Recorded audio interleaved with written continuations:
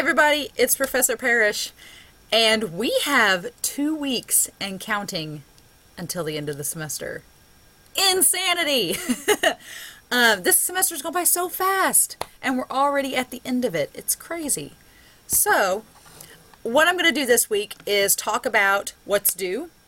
There's quite a bit to go over, so we're definitely going to have to hunker down and settle in for this video. And I want to talk a little bit about next week as well, about the week after next, which is finals week. And I'm hoping to do a video the Monday or Tuesday of finals week, so just stay tuned for that. But I'm going to go ahead and talk about it just in case you want to know ahead of time. So, I'm going to go ahead and I'm going to stay in faculty view. I'm going to switch out. I'm going to switch back and forth for this video. We've got a lot to talk about. Please make sure this is Sunday as I'm posting it. So for this week, there's a couple of things to get done. One, make sure that you have your discussion forum posts in by tonight, Sunday, April 28th. Make sure that you have your paper 4 thesis and outline submitted. If you're not sure what you want to do for paper 4 yet, if you're torn between 2 topics, that's okay. Just go ahead and submit your ideas for both. And I can give you feedback on which ones maybe sound better or which ones might work more feasibly than the others. But you do need to, by this point, kind of be gung-ho deciding on a topic because we only have 2 weeks left to write the paper. And then your scavenger hunts are due tonight as well. So far, everybody's done pretty good on the scavenger hunt. If you've not done the scavenger hunt yet, make sure that you watch this last week's video for week 7, or for week 8, watch week 8's video before you submit the scavenger hunt, because there's a couple of Easter eggs on there to say that you need to check out first. Okay? So, let's talk about this week. Week 9. There are 3 assignments due. This is a pretty big week in terms of our class. I would say this week and next week are extremely important. And there's a lot to talk about this week, so we're just going to break it down one by one. The first thing I want to talk about is our MLA exam. Your final exam does not have MLA, so woo! Throw a dance party. You guys have been doing MLA so far in the scavenger hunt. You've been doing it in the MLA review. We've done it in our grammar checkup. We even started out with it in the grammar sampler. We've had a lecture video about it, an MLA presentation about it. There's a lot of resources, and I'm also going to talk about it when we get to this assignment right here. So we've looked at MLA quite a bit. Your exam, this is the last time that we will formally have an assignment based solely on MLA. This test is set up exactly like our other tests in the class, so it is not timed. You get 1 chance to do it, but it is not a timed test. If I click on it, I will show you the contents. Basically, the first couple of questions are like our MLA review, where I'm giving you pieces of a citation and you put them in the correct order. That's the first 2 questions. There's only 7 questions on this test, so it's not going to take you a long time to do it, but there's still 25 points assigned to it like our other tests. So for example, this first question is worth 6 points, meaning if you get each part in the right order. If you mix and match a couple on accident, it's going to dock some points off, so just be aware of that. But the first 2 questions are putting everything in the right order. The next couple of questions, I'm going to give you a blank and you tell me what is the appropriate in-text citation. Like, here's the citation, what should go in the in-text based on this sentence. So you're picking those. Then number 5 is writing out the formula for a journal. Number 6 is a question of what you do if there's no author. And then there's a true and false at the end. And that's pretty much it. It's a pretty short test, but there are a lot of points assigned to it, so please take your time. You can always save it and come back to it, and then either turn it in or resume. And that's pretty much the way that the test rolls out. So that will be the last formal assignment that's solely MLA. And we'll talk about finals week here in a little bit. The next thing I want to talk about is our discussion forum for week 9, which is the peer review discussion forum. Honestly, this week and next week are some of my favorites in the class. not because the class is ending, but rather because this is our chance for all of our work to culminate and come together in terms of us reading each other's work. Because I feel like those of you taking this class, some of you may know each other from your major, you may know each other from high schools that you went to, you may know each other from other classes that you're taking face-to-face or online. I feel like everybody in this class has some type of connection to someone else in the class. And so whenever we get to this point, I feel like all the students that I've had comment on this assignment in the past really like it because it's a chance for them to show off what they've been working on. It's a chance for them to read their peers' work, and to basically it's a celebration of us completing the class and this being our capstone paper and project. So I'm going to click on the forum and we're going to go to it. Now, your drafts of paper 4 are due by Friday in the forum. Obviously, I will still take them Saturday or Sunday. You'll just get some points off for them being late. But here's the deal about paper 4. We don't get to revise this paper. Every other paper in the class, you have had a chance to revise. This paper, we don't, because it's due by the last day of class.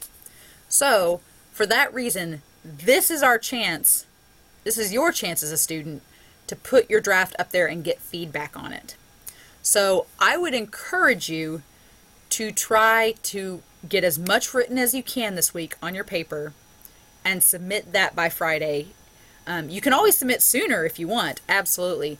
But get your paper draft submitted by Friday so that way we have time to go over it and look at it. Now there's a couple caveats about this week I do want to go over.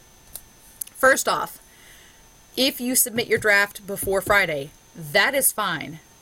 If I see your draft before noon on Friday, you're going to get feedback on it before the weekend. All right? I am going to be away from my computer Saturday and much of Sunday.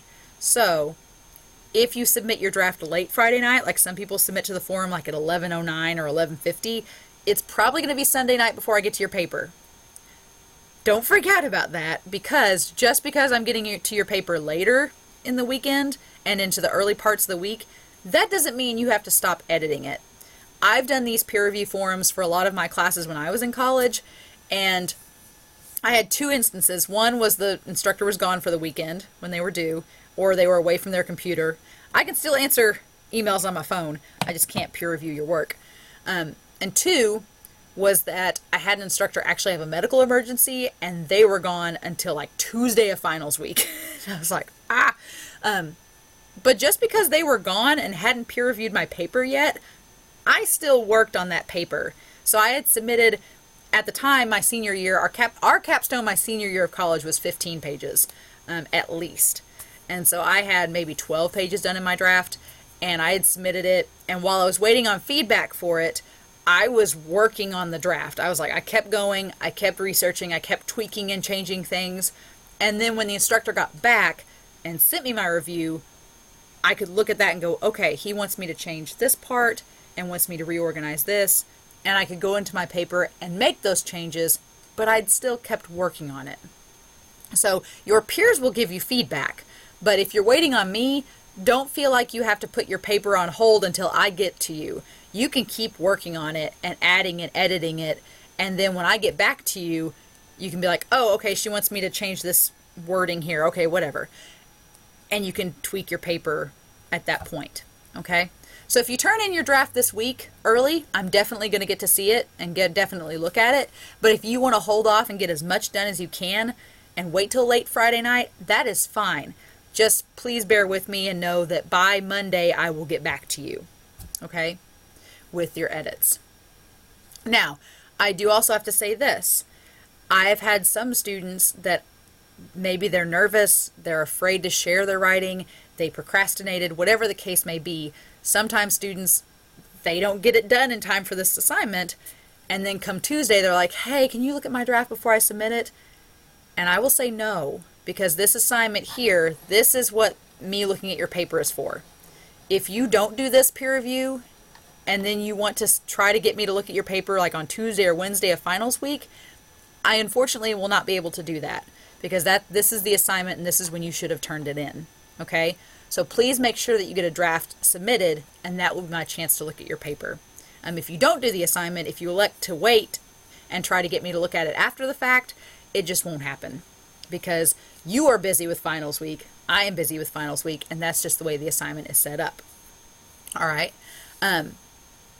Now, as far as critiquing and peer reviewing goes, this class is a safe space. We are all respectful of each other, and I would say 99% of all of the students I've ever had have been respectful, great peer reviewers. But I have had a few that have been negative of other people's work or critical to the point where it was unnecessary. And what I want to say is that we all need to be respectful of each other's work. If you don't agree with the decision, if you don't agree with choices that a writer makes, you can offer constructive criticism of the content, the mechanics, the structure itself, but don't critique someone's opinions about something if you don't agree with them, because we are to be respectful of each other's space in our writing.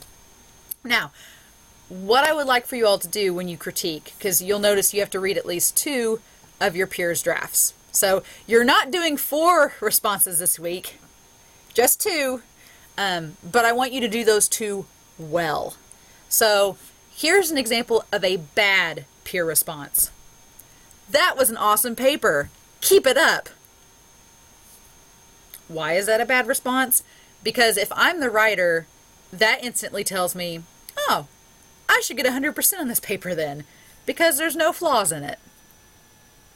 And more than likely, there are flaws. Everyone's writing has flaws in it. Nobody is a perfect writer by any means.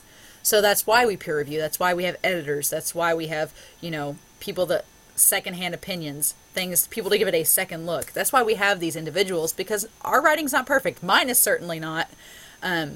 So we always need people to critique and peer review our work to make it stronger. But rather, if you really like someone's work, obviously be positive, but explain why. If I'm the writer, I want to know why you like my work.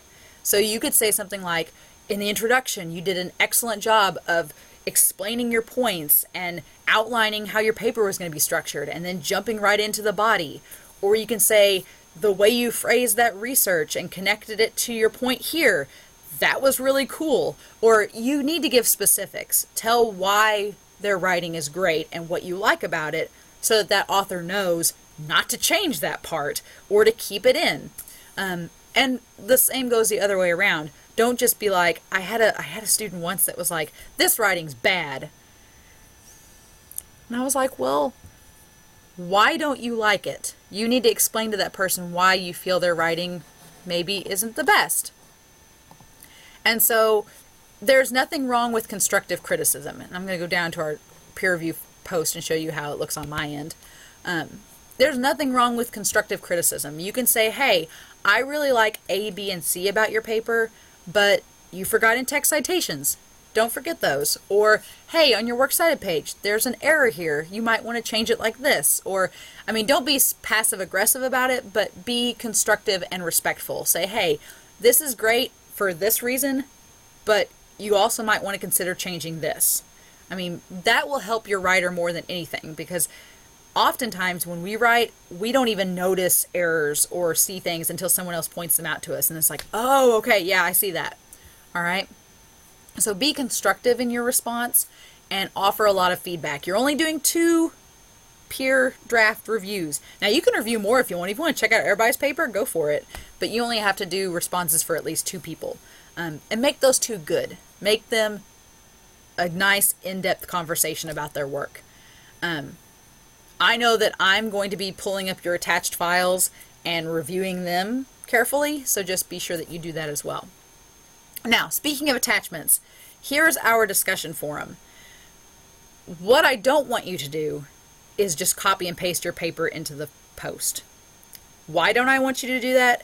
Because of 2 big reasons. One, it completely messes up the formatting of it, and the formatting will be awful when you try to convert it back over. And 2, your peers and myself cannot critique an actual post. So like this, I can just highlight it with my mouse and copy and paste it, but I can't do anything with it. I can't correct anything. I can't, add a comment. I can't do any of that.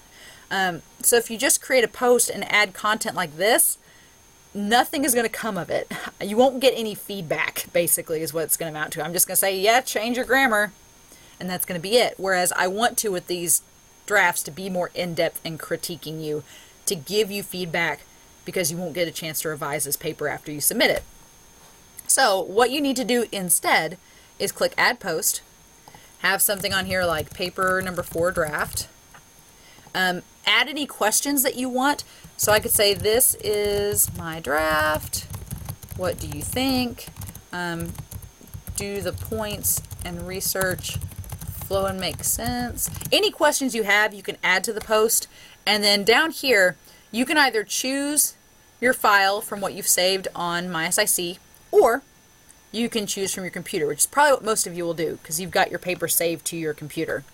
So I'm going to pick from my computer, browse. I'm going to find the one that I want. I'm going to click Open. Now it's showing me the file I'm about to attach. I'm going to click Add. And what it's going to do is show you a blue link with a trash can by it. Now if you accidentally selected the wrong file, you can just delete it and add again. But if this is the one you want, I'm going to preview it. And this is going to show me what my post is going to look like. So it's going to have my content and my attachment. And then you can submit. All right?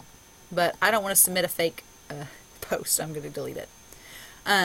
Please make sure that your attachments are in one of these formats. It can be a rich text format, so an RTF. It can be a Word document, so a .doc, or a .docx, whichever you prefer, depending on your version of Word. Or it can be a PDF. Now I will note, with PDFs, you won't get as detailed of feedback because I can't edit a PDF. But I can open it and read it, so if it's your last ditch effort, PDFs will work. But I would try to attach as one of these two formats, or a .docx, so I can give you feedback that is detailed. Okay? So yeah, that's pretty much it on the discussion forum. And we'll go back to content here. We are going to talk about the annotated bibliography next, but what I also want to show you is for next week first. Finals week, you all don't see anything here. But this is my instructor version, so I can show you that the final exam is listed here. It's not visible yet. Unfortunately, just to give you kind of a peek behind Oz's curtain here, this software doesn't let me give an automatic opening time for the final exam for some reason. So on Sunday, May 5th, in the wee hours of the morning or in the wee late hours before, I will open this file up so that you can take the final exam. Just to show you what the final exam looks like, if I go to Test Builder on here, there are 3 sections. So there's a fiction section with multiple choice, matching, or short answers. There's a poetry section, which is quite longer, but it's just multiple choice or short answers. And then there's a drama section, which is actually quite short, that is matching, multiple choice, or short answers. These 3 sections all interchange. So person 1 might open up this test and start at fiction. Person 2 might open up this test and start at drama. So it's all mix and match depending on the person. This test is just like our last couple of exams. It is not timed. You can save your progress as you go. It is completely open book. So don't sell your textbooks yet. Keep them, because the final exam is all of our questions from our previous exams all culminated into one test. So MLA is not featured, but poetry, fiction, and drama are. And if you have your textbook, have the presentations from our weeks past, and have our lecture videos as resources, you should get 100% on this test, because all the answers are there. You just have to take the time to slowly answer them.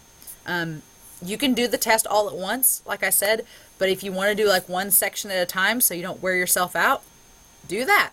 It's totally fine. And then our paper 4 Dropbox it is set to open at midnight on May 5th. Now, we just talked about the peer review, and I just told you all that if you submit late Friday night or Saturday or Sunday your drafts, it may be Monday before I get back to you with my responses. Please do not submit your final draft until I have given you feedback. I've had this happen before, where a student submitted their draft late Saturday night. I didn't get to it until Monday night. And then they'd already submitted their final paper. And I was like, you should have gone back and changed a few things before you submitted that final draft. And it was too late. Once the final draft is submitted, it's a done deal. So I can't reopen the Dropbox. Please make sure that you wait until I give you feedback until you turn in the final draft. The only exception is if you forgot to do the discussion forum and you're just like, okay, I'm going to turn in my final draft. That's the only exception. Otherwise, wait till I give you feedback. Now you will notice on here that, and I will talk about that, we'll do one more lecture video next week. It'll probably be Tuesday when it comes out, because I'll be trying to get through these peer review posts on Monday. So it'll probably be Tuesday morning when it comes out, but I will reiterate this. Please make sure that your final exam and final paper are submitted by Friday night, May 10th at 11:55 p.m. Last semester was great. Everybody turned in all their work on time. It was good. But in all the semesters prior to that, I've had at least one or two people that, despite it being plastered here and in this video, and I will say it next week, they just didn't turn the stuff in on time. And then come Saturday, they'd be like, oh, hey, I have that final exam done, or that paper done. Can I turn it in? Unfortunately, our entire college shuts down at 11:55 on Friday night after commencement. Finals are over. And then I go into overhaul grading over the weekend to turn in your grades the week after, and we'll talk about that in next week's video. But please, please, please, please, make sure that you turn in everything for the class by Friday night at 11:55. If you know that you are not going to be at a computer Friday night, you will need to make arrangements to turn it in sooner. That's just how it is. Please make sure you do that, because I don't want you to lose out. This is 100 points. This is 200 points. That's a chunk of our class. Please make sure that you get it turned in, okay? And I will reiterate that next week as well. So this week, though, we've got our peer review. Posts are due Friday. Your draft peer reviews are due Sunday. The MLA exam is due Sunday. That should take you very little time. Everybody's been doing great on the other MLA assignments, so I'm not too worried about it. But that one will be easy to do. This one will take a little bit of time.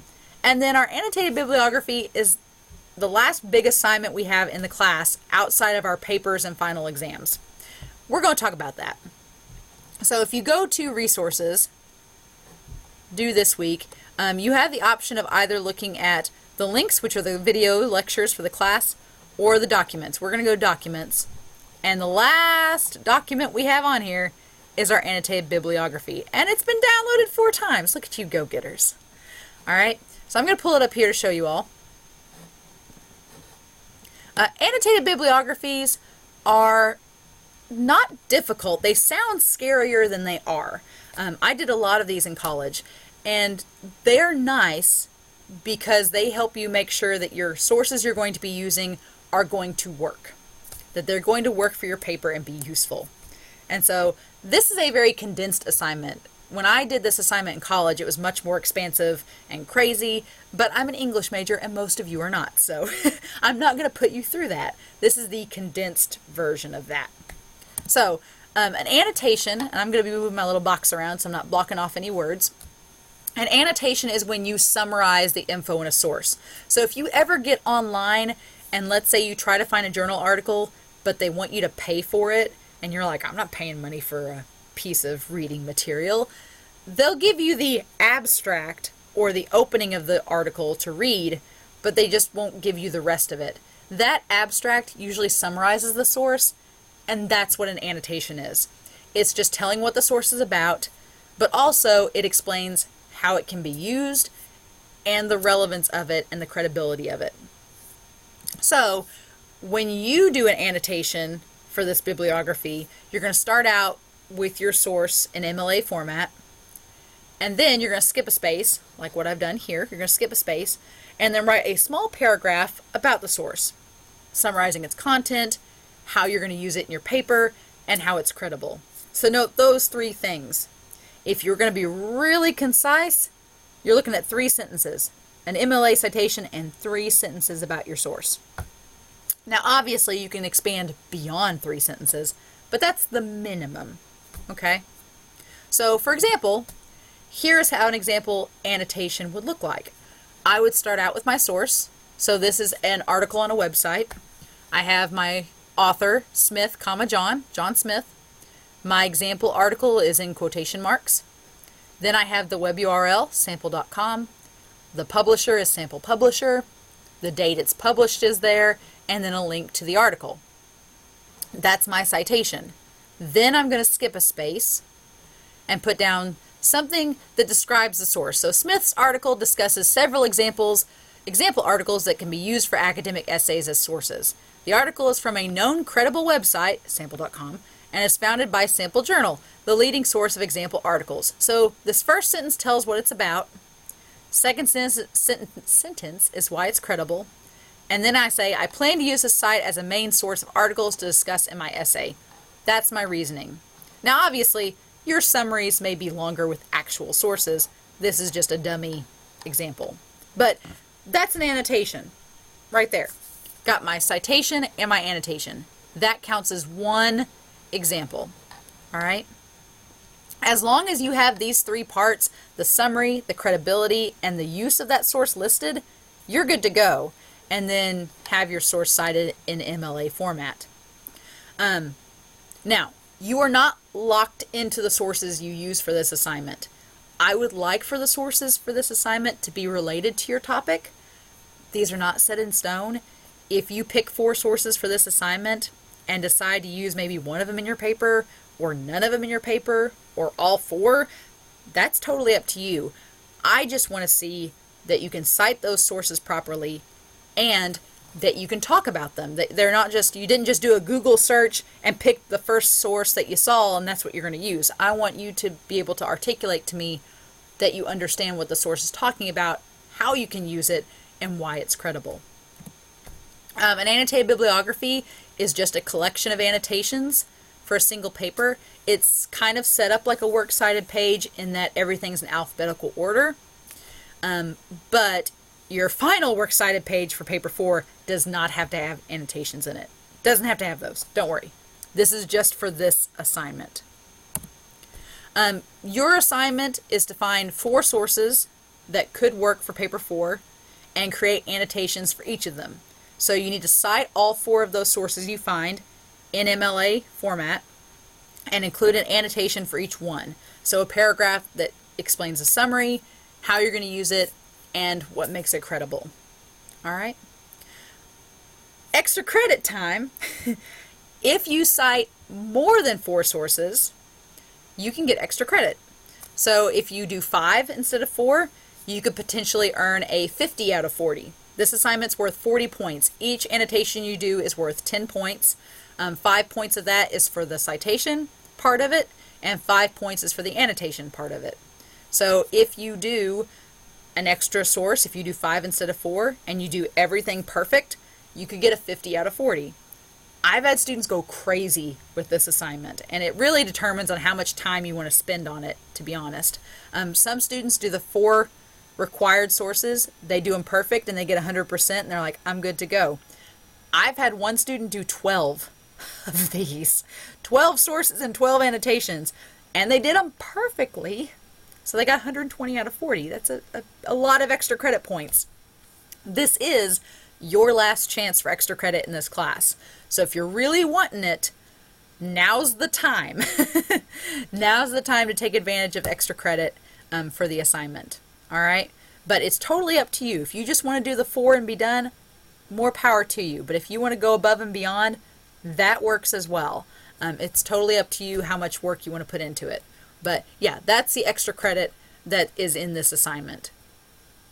So if you got any questions about it, make sure to email me. If you've got questions still with MLA, I've tried to, with your scavenger hunt and your MLA review, provide you feedback so that you're prepared for this assignment and to not make those mistakes if you've made any on those assignments. But that's pretty much it. The annotated bibliography is due Sunday. The MLA exam is due Sunday, and then the paper 4 draft is due Friday, and your peer reviews are due Sunday as well. So also, you'll note here, if you decide to revise paper 3, that's due by Sunday, May 5th.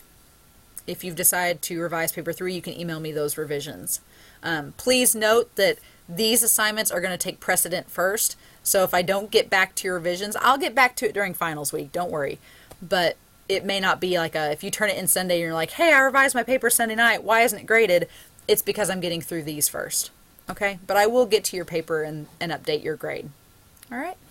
So I do plan on doing one more video next week that'll be posted on our announcements along with our other videos. But if you have any questions, please let me know. Otherwise, this is probably my favorite week of the class because I love seeing drafts. I love seeing what you've worked on. I like seeing your content.